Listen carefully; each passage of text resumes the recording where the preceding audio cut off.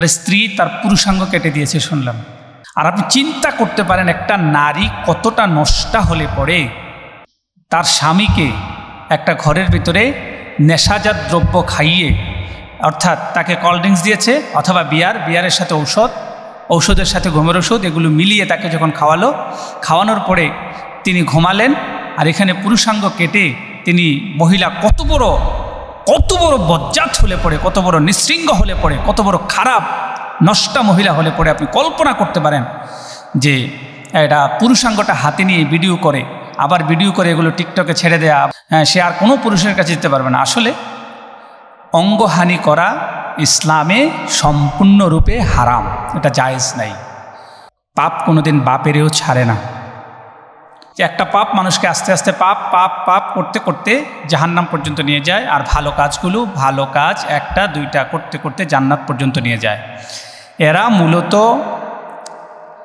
আপনি যদি বলেন সাকিব যাকে কেটে দিয়েছে, আপনি যদি তাকে তার লিঙ্গ কেটে দেওয়ার কারণে তার প্রতি যদি আমরা মর্মাহত হই বা তার প্রতি যদি আমরা বেদনা দেখাই, আসলে এটা আমি মনে করি না যে সম্পূর্ণ ঠিক হবে। কারণ হচ্ছে তিনিও এ পর্যন্ত অসংখ্য নারীর ইজ্জত নষ্ট করেছেন বলে তার বিবি সাক্ষাৎকারে এসে বলেছেন। এই যে শিখা কার উপরে হাত দিল? তার স্বামীর উপরে।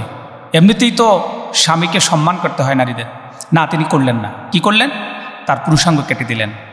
যেখানে বিবির সাথে ভালোবাসার সম্পর্ক থাকার কথা ছিল, সেখানে কি হলো? সাকিবের সাথে ও বিবির সাথে ভালো সম্পর্ক ছিল না। কি করলো তারা? দুজনের ভিতরে ঝগড়া, দুজনের ভিতরে সন্দেহ, দুজনের ভিতরে মারামারি, দুজনের ভিতরে ঝগড়া, এই সবগুলো বাদানুবাদ নিয়ে আস্তে আস্তে করে তারা একটা সময় যখন তাদের সবগুলো বাড়তে লেনাদেনা যখন অনেক বেশি হয়ে গেল, পাপ যখন অনেক ভারী হয়ে গেল, তিনিও 2-3 স্বামী পেরিয়ে শেষ পর্যন্ত তার কাছে এসেছিলেন জুনিয়র সাকিব। আবার তিনিও কয়েকজন মেয়েকে বাদ দিয়ে এখানে এসেছিলেন। দুজনেরই সন্তান আগের আছে শুনেছি। তো এই সব মিলিয়ে তাদের প্রত্যেকেই তালেগোলে সব গোলগাল হয়ে গেছে। অর্থাৎ আমি বলতে চাচ্ছি যে আপনি যত বড় বুজুর্গই হন না কেন, যত বড় কিছুই হন না কেন, আপনি অন্যায় করার কারণে আপনাকে শাস্তি দুনিয়াতেও পেতে হবে এবং আখেরাতেও পেতে হয়। আর সর্বোপরি আমি আপনাকে বলবো, আমাদের একটা মেসেজ এখান থেকে নিতে হবে। কারণ সবাই দেখলাম যে বলাবলি করছে, খুব বেশি বলছে যে সমস্ত পৃথিবীর পুরুষরা, সমস্ত দেশের পুরুষরা সোজা হয়ে যাও। আর আমি বারবার বলি যে আসলে টিকটক যারা করে, যারা এগুলো করতেছে, তারা আসলে মানসিকভাবে প্রতিবন্ধী। যারা মেয়েরা তো আছে, এরা তো নষ্ট, এরা তো বলতে গেলে এরা সমাজ থেকে আমি মনে করি যে একেবারে বিচ্যুত যে মানুষ। এবং এদের আচার আচরণ, চলাফেরা, এদের যা কিছু দেখি, টিকটক প্রতিবন্ধী যারা আছে সবগুলোকে আল্লাহর কাছে তওবা না করলে আমি তাদের জান্নাত যাওয়া নিয়ে সন্দিহান থাকি।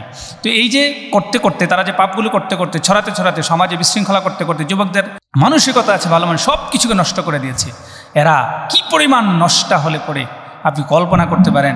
যে বিভিন্ন ছেলে ডেকে এনে তার বন্ধুদের সহযোগিতা নিয়ে শিখা তার স্বামীর লিঙ্গটাই কেটে দিয়েছে। যাই হোক, সর্বোপরি সান্ত্বনার বাণী হলো, আমরা দেখলাম যে তিনি কান্নাকাটি করেছেন, তার মা কান্নাকাটি করেছেন, এবং তার পরিবারস্থ ছোট ভাই আরও যারা আত্মীয় স্বজন আছে তারা কেটে কান্নাকাটি করেছেন, বন্ধুরা কান্নাকাটি করছেন, অনেক কথা বলছেন, হুমকি ধমকি করছেন, এই সেই।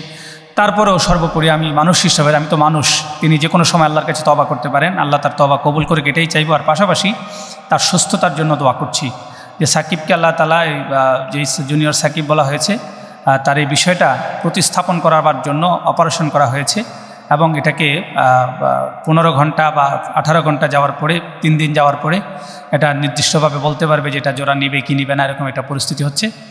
তো আল্লাহ তাআলা, আমি দোয়া করব যে তাকে আল্লাহ সুস্থতা দান করুক, আল্লাহ তাআলা তাকে সুস্থ করে আবার তার পুরুষাঙ্গ ফিরে পাক এবং দুনিয়ার জীবনটাকে সুন্দর করুক। তবে আমার পক্ষ থেকে তাকে নসিহা থাকবে, এই জগৎ ছেড়ে দিয়ে কাজ করবে। সাকিব, তুমি কাজ করো, তুমি জুনিয়র সাকিব হও, যে হও, তুমি মানুষ, তুমি কাজ করো, কর্ম করো, চাকরি করো, ব্যবসা করো।